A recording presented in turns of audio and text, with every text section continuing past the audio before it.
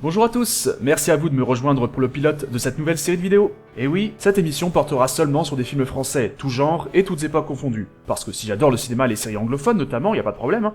Je crois que vu que vous êtes sur une page YouTube à la base sur une série américaine, déjà, ça devrait être un bon début pour vous en convaincre. J'adore aussi masse de films français. D'ailleurs, si je regarde la liste des 20 réalisateurs dont j'ai vu le plus de films, plus de la moitié sont français, tiens. Et c'est très pénible le snobisme de certaines personnes sur le net, comme quoi le cinéma français c'est pourri sous prétexte qu'il y a des daubes bien marketées, et qui fréquemment vont accompagner ça d'un constat vu 1000 fois. Je pense qu'on sera d'accord pour dire que le cinéma le plus regardé en France, c'est le cinéma US, et en gros pour plein de monde, un film américain naze sort, oh il était naze ce film, un film français naze sort, ah, le cinéma français, c'est naze. Qu'est-ce que c'est que cette autoflagellation permanente ? Et le coup de dire que le cinéma français c'est soit des comédies nazes, soit des films d'auteurs ennuyeux, ça risque pas de s'améliorer quand beaucoup de vidéastes connus, que par ailleurs j'adore, mais ils ont fait beaucoup de blagues à ce sujet. Quel que soit leur degré de sérieux, le fait est que ça retombe sur la gueule du même cinéma. Vive le cinéma français!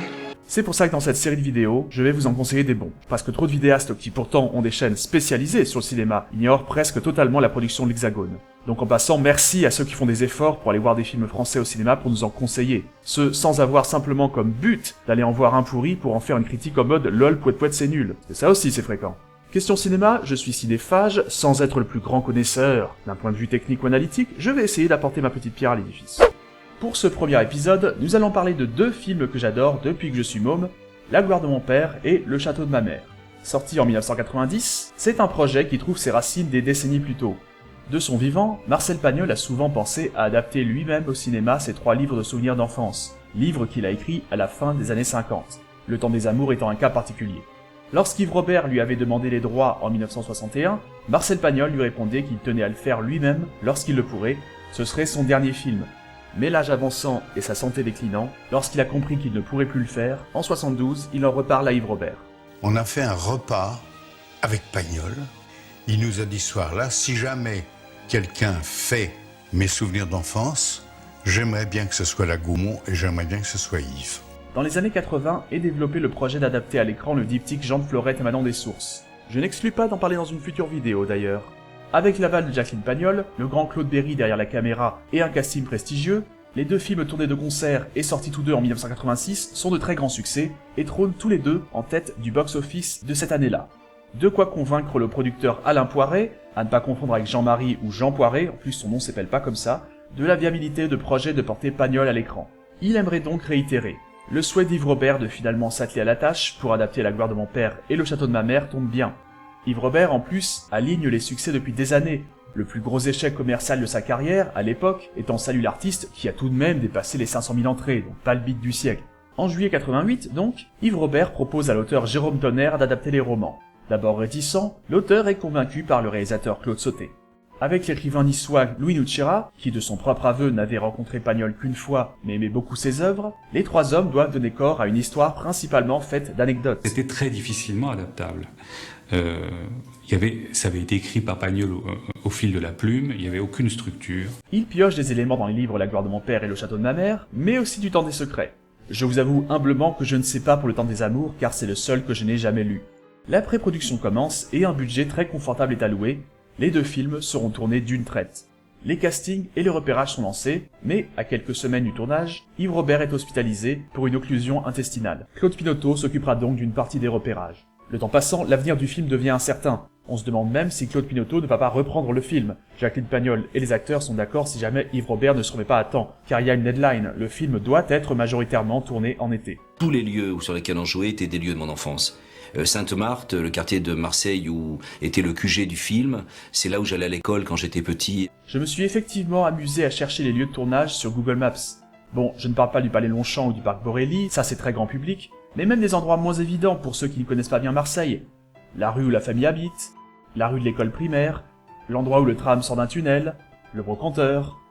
Concernant la treille, ça a été en réalité tourné dans le village de Grandbois.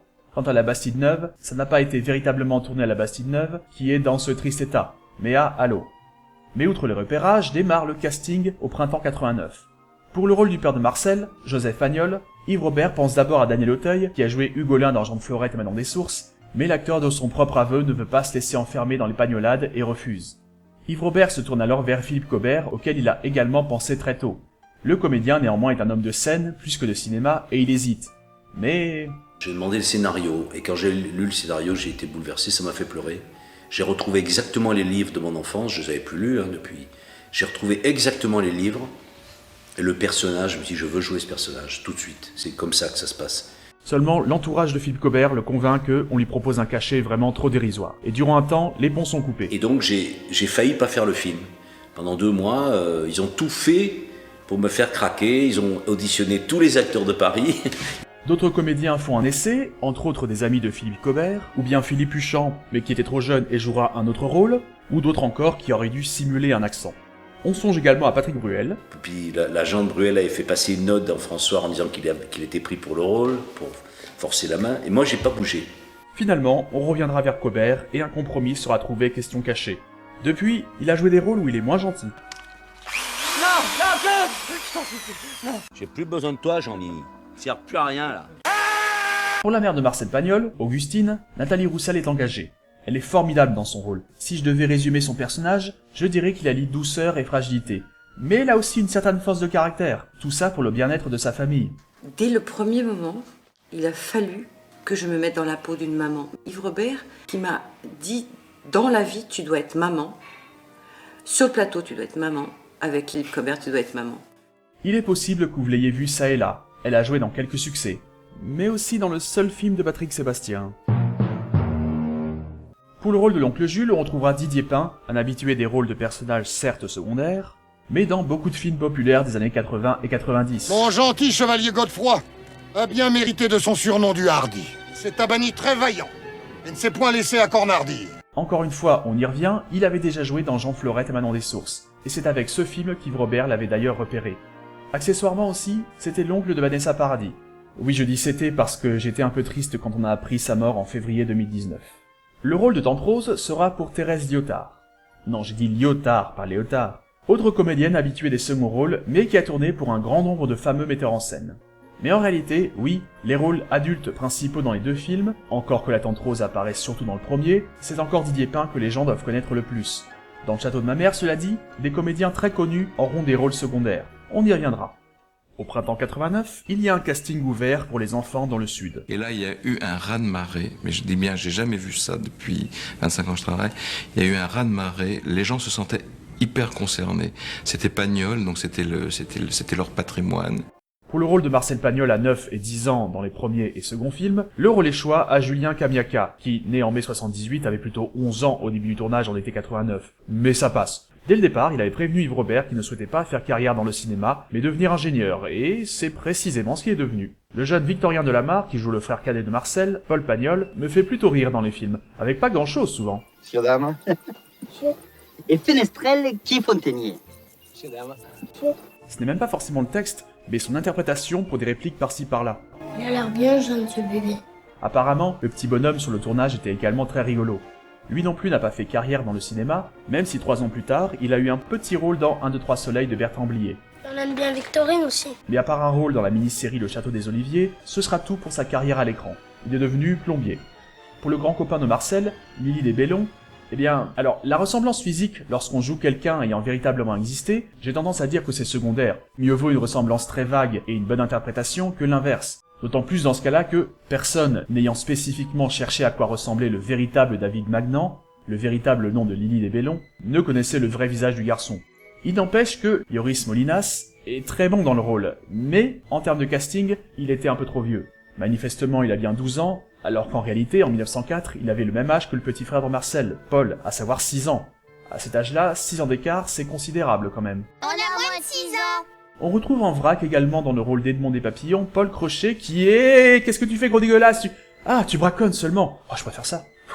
Pierre Maglon pour François, le père de Lily, assez drôle aussi comme personnage, un petit rôle de curé pour Victor Garivier, et Michel Modo pour le facteur. Si le nom ne vous a rien évoqué, écoutez. Alors je lui dis de pas le faire, alors il me dit je m'en priverai pas. Alors je lui dis pourquoi, il me dit les instituteurs, ça va toujours en vacances. Ils ont passé l'équipe est sauvage hier. Vous en connaissez, vous, des motards? Et un petit rôle de brocanteur pour Jean Rougerie, un second rôle productif du cinéma français, surtout dans les années 80, que vous avez même pu retrouver face à James Bond. Bollinger, 75. I see you are a connoisseur, Monsieur Bond. Sur le plateau, Yves Robert est exigeant et parfois assez sévère. Un peu moins avec les enfants, c'est vrai. Du coup, les autres comédiens n'hésitent pas à le titiller. On rigolait beaucoup. On apprenait aux enfants des chansons cochonnes, épouvantables, que j'oserais même pas vous chanter devant la caméra. On leur disait, va chanter à Yves Robert. Mais il avait le même degré d'exigence pour lui. Chapeautant pour ces 2 films un long tournage de 6 mois, où il aura dû se déplacer régulièrement dans des endroits escarpés, le tout a tout de même 70 ans. Les costumes aussi ne seront pas toujours faciles à porter, surtout pour les femmes, emmaillotées comme à l'époque, sous un cagnard. Je l'avais noté à force de revoir le film, qu'il y avait parfois des plans fixes assez longs, et c'est quelque chose qu'Yves Robert a confirmé en interview. Alors j'ai beaucoup pensé à ça en essayant de ne pas être inutilement acrobate avec la caméra, pas du tout. On plantait la caméra, on regardait. Par exemple, il n'y a pas un seul zoom dans le film dehors de ça. D'autant qu'Yves Robert dépeint une enfance idéalisée. Par exemple, le père de Marcel, Joseph, n'était pas si formidable que dépeint dans le film, mais le propos des livres et donc du film n'est pas là. Au vu de leur performance, les comédiens ont non seulement été bien choisis, mais également bien dirigés. Philippe Cobert notamment, la star adulte du film, mais donc aussi les enfants. Ce qui n'est pas toujours gagné, car des films avec des comédiens enfants au premier plan qui ne sont pas convaincants, là encore, ce n'est pas ça qui manque. Mais Yves Robert est habitué à tourner avec eux. Les gens qui l'ont côtoyé ont souvent dit que c'était un grand enfant, cela a sans doute dû aider. Près d'1 an après la fin du tournage, le premier film, La gloire de mon père, sort donc en France en date du 29 août 90.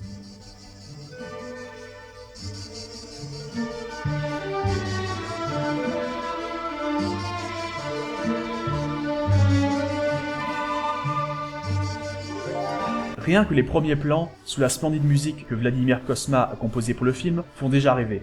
Jean-Pierre Darras, un comédien que j'aime beaucoup dans d'autres films, assure la voix du narrateur, supposément Marcel Pagnol, qui ponctue souvent le film avec des répliques, bien entendu généralement tirées du livre, souvent au mot près. Je suis né dans la ville d'Aubagne, sous le Garlaban, couronné de chèvres, au temps des derniers chevriers. Et c'est fabuleux de l'entendre. C'est une chose d'ailleurs que j'ai redécouvert progressivement en voyant le film adulte, car le style est assez simple, mais un brin désuet. Résultat, du vocabulaire que je n'avais pas enfant, ou de légères subtilités, me faisait manquer des traits d'humour. Dans l'ensemble d'ailleurs, le vocabulaire et le style des répliques des personnages est pour moi un plaisir à entendre. Ce style verbeux et ampoulé qui n'est plus d'actualité. Alors, ne me récitez pas les leçons de choses de votre école normale. Elle est plus rigoriste que le séminaire. Mais sans être non plus dépassé au point de devoir prendre un petit instant pour traduire ce que les personnages disent en langage courant. Réaction des premiers spectateurs cet après-midi dans une salle d'Aubagne qui porte justement le nom de l'auteur provençal. Moi j'ai lu le livre, je me suis régalée. Il y a eu des moments où c'était vers la fin, là, de passages un peu tendres, là, hein. Je suis tirée de ma larme. C'était splendide. Ce que vit Pagnol, ça ressemble à ton enfance, ce que tu vis à l'école? Non, pas vraiment. Et malgré quelques critiques ronchonnes, les films sont des triomphes au box-office. La gloire de mon père est le 2e plus gros succès de l'année 90, avec 6 300 000 spectateurs en France. Le Cercle des poètes disparus est la première place de l'année, mais de peu, avec 6 600 000 entrées. La photographie de ce film est vraiment superbe. Je n'ai jamais habité que dans la moitié nord de la France, mais bon sang, ça donne envie d'aller dans le sud. Il y a véritablement un souffle grandiose lors des scènes extérieures, ce qui n'empêche pas les scènes plus intimistes d'être tout aussi réussies et crédibles. C'est drôle d'ailleurs qu'on a l'impression d'un film sincère et véritable quand, comme je le disais, tout est fait pour idéaliser l'enfance. Et pourtant c'est bien le cas. Ça met en valeur des joies simples, il y a quelques moments contemplatifs propices à l'émerveillement, ça montre assez peu de francs conflits et qui se résolvent par le dialogue, il n'y a pas de violence, et malgré tout cela, ce film parvient non seulement à maintenir l'intérêt, mais en plus à ne pas pour autant être nunuche ou moralisateur. Ça veut dire que tu m'aimes bien? Mais oui, film, je t'adore même. Tout est donc fait pour embellir les souvenirs. Par exemple, la plupart des décors et accessoires sont aussi neufs et propres que possible. Après tout, nous sommes censés avoir Marcel Pagnol au compteur souvent partial, alors pourquoi ne pas l'imaginer en train de nous affirmer que « Si, je vous assure, c'était joli, il n'y avait rien de crade ou de moche à l'époque ». D'ailleurs, il y a des passages purement cinématographiques, qui ne sont pas explicites dans le roman, dans le domaine de l'émerveillement, proche d'un conte, mais aussi dans la tension et les craintes enfantines du personnage. Mais attention, ce n'est pas timoré non plus, surtout dans le second film où on parle du déshonneur et de la mort, mais déjà dans le premier, on y évoque des thèmes comme le prosélytisme religieux, il y a une partie de chasse, on voit régulièrement les adultes picoler, et les enfants pourront apprécier de voir d'autres enfants jurer de temps en temps, en toute impunité. Comme disait mon grand-père, on a qu'un trou du cul alors. Petite parenthèse sans rapport, sur le visuel, c'est aussi un film qui réussit ses nuits américaines. Ça vous paraîtra peut-être tout bête, Mais j'ai vu assez de films, même bien plus récents et à gros budget, qui les foiraient. Non, assez. Quant à La gloire de mon père, eh bien, quand on n'a jamais vu le film, on peut se demander pourquoi ce titre. À quelques reprises, devant certaines scènes, on pourrait se dire qu'on vient d'avoir une vague explication, peut-être un peu trop vague ou tirée par les cheveux, mais bon, après tout, ce n'est pas le plus important. Mais non, arrivé devant la scène révélant la pertinence du titre, ce sera tout à fait clair. Et c'est pareil pour Le château de ma mère. Il reprend quelques heures après la fin du film précédent. Or, ce film-ci, à certains moments, sera plus mélancolique, et il l'annonce dès son ouverture. Le premier film, les collines étaient filmées sous un beau ciel bleu, et la musique...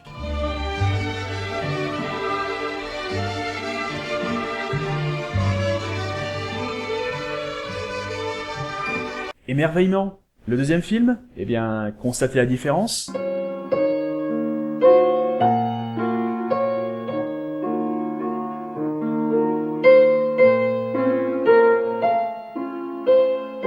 Entre les nuages gris et le thème principal du film, même si on retrouvera ci et là dans le film des compositions du premier, il n'y a aucun doute, le spectateur est déjà prévenu. Cela dit, la grande majorité du film est dans le même ton que le premier. D'ailleurs, j'ai noté 2-3 tricheries, avec quelques plans repris du premier film. Et faut pas croire, j'ai l'œil. Marcel, à peine revenu à Marseille, ne rêve que d'une chose, revenir dans ses chères collines. Le film tournera surtout autour du fait d'y revenir aussi souvent que possible, malgré les aléas de la vie. Donc, je le disais, le casting est plus costaud encore dans la deuxième partie. Pour des rôles secondaires, voire tertiaires, on retrouve tout de même Jean Rochefort, Patrick Préjean, Jean Carmé, George Wilson et Tiki Olgado. Olgado, un autre revenant de Manon des Sources. Mais donc oui, question de distribution, rien qu'avec Jean Rochefort et Jean Carmé, le prestige est rehaussé. En un peu moins connu, on trouvera Philippe Huchon, depuis devenu un des acteurs fétiches d'Albert Dupontel, dans le rôle de Bouzigues, et qui aurait donc pu jouer le rôle de Joseph s'il avait été un peu plus âgé. Pour le rôle d'Isabelle Cassignol, une petite fille que Marcel rencontre et dont il tombe amoureux, intrigue tirée du Temps des Secrets, le rôle revient à Julie Timmerman, enfant de la balle, qui, elle, a fait son chemin dans le métier depuis, principalement au théâtre. Mais Yves Robert la réengagera pour une apparition dans Le Bal et Casse-Pieds 2 ans plus tard. De même que Philippe Huchon d'ailleurs. Je disais que le gros de cette deuxième partie n'était pas moins triste que la première, mais donc, dans son dernier tiers, la désillusion guette. Un peu comme si, après avoir magnifié ses souvenirs, Marcel Pagnol montrait sciemment au spectateur il y avait des détails que notre cerveau a préféré ignorer. En cela, une scène en représenterait une bonne allégorie, à savoir le moment où Marcel, après avoir été épaté par l'intérieur de la maison d'Isabelle, réalise en y regardant de plus près qu'elle n'est pas aussi jolie qu'au premier abord. Une fois encore, tout cela est volontaire de la part du film, hein. J'adore ce deuxième film, je suis peut-être justement un peu moins pris par le passage avec Isabelle, quoique plusieurs moments soient assez drôles, comme la manie qu'a son père, joué par Jean Rochefort, de parler en vers, même lorsque la situation ne s'y prête pas. Ah, cette main de merde! Chaque fois que je voyage, il faut que je la perde! Mais donc, même si, personnellement, je suis moins pris par cette intrigue, qui se déroule assez tôt dans le film, après cela, je suis totalement dedans jusqu'au bout. La fin ne manquant pas de me faire avoir la gorge serrée. Le château de ma mère fera moins d'entrées que le premier film. Après, il y a tout de même le 4e plus gros succès de l'année, avec 4 300 000 entrées. On a perdu plus de monde en chemin que pour Jean de Florette, Manon des Sources 4 ans plus tôt, qui n'avait que 600 000 spectateurs d'écart, quand là, 2 millions ont déserté. Je ne pense pas que ce soit dû à un manque d'appréciation du film, car on peut très bien marketer un film et le faire marcher au box-office, mais si les gens n'aiment pas, la suite en revanche fera un bide. Or, ce second film a quand même très bien marché. Seulement, la fin du film, je précise bien du film, car si le livre se termine sur le même dialogue, ce n'est pas dans les mêmes circonstances, la fin du film, La gloire de mon père, fait très conclusive. Encore une fois, le château de ma mère est différent du premier, mais très bien, mais si on ignore ou si on se moque de son existence, à la fin de La gloire de mon père, on ne se dit pas que quelque chose est resté en suspens. Jean de Florette, par contre, se termine sur un cliffhanger, ça a dû jouer sur les entrées. Contrairement à 4 ans plus tôt également, les films seront boudés au César. Il y aura plusieurs nominations, cela dit. Thérèse Liotard pour la meilleure actrice dans un second rôle, Philippe Huchon pour le César de meilleur espoir masculin, les meilleurs costumes et meilleure musique. Vladimir Kosman l'a pas eu cette fois-ci? Non mais sérieux l'Académie, c'est une de ses meilleures compositions, c'est intolérable! Non mais franchement, et vous l'avez donné à qui à la place? César est attribué à Jean-Claude Petit pour Cyrano de Bergerac. Ouais, bon d'accord, mais vous avez de la chance, hein. L'ironie d'ailleurs, c'est que Jean-Claude Petit qui a eu la récompense, il avait fait la musique de Jean de Florette, Manon des Sources 4 ans plus tôt. En somme, vous l'avez bien compris, je ne peux que vous encourager à voir ces films, et à les montrer aux enfants dans votre entourage, car ça peut se voir à n'importe quel âge. C'est très bien aussi pour les aider à apprécier une ambiance, ça se savoure. Montrez-leur une fois encore qu'il n'y a pas besoin de bruit, d'action effrénée, de couleurs qui pètent de partout pour aimer une œuvre. C'est une ode à l'enfance et à la transmission, Il y a des scènes et des problématiques qui parleront plus aux adultes et d'autres qui leur parleront plus à eux. Là encore, je peux en témoigner, avec l'âge, j'ai constaté que des scènes me parlaient plus aujourd'hui que lorsque je regardais la VHS étant enfant. C'est aussi le bon moment pour les revoir, dans la mesure où Christophe Baratier prépare une adaptation cinématographique du Temps des Secrets. Mon père avait 25 ans de plus que moi, et toute ma vie, il a été un vieillard pour moi, au fond. Et maintenant, je pense que j'étais vraiment un très jeune homme, et qu'il aurait eu grand besoin des conseils que je ne suis capable de lui donner qu'aujourd'hui.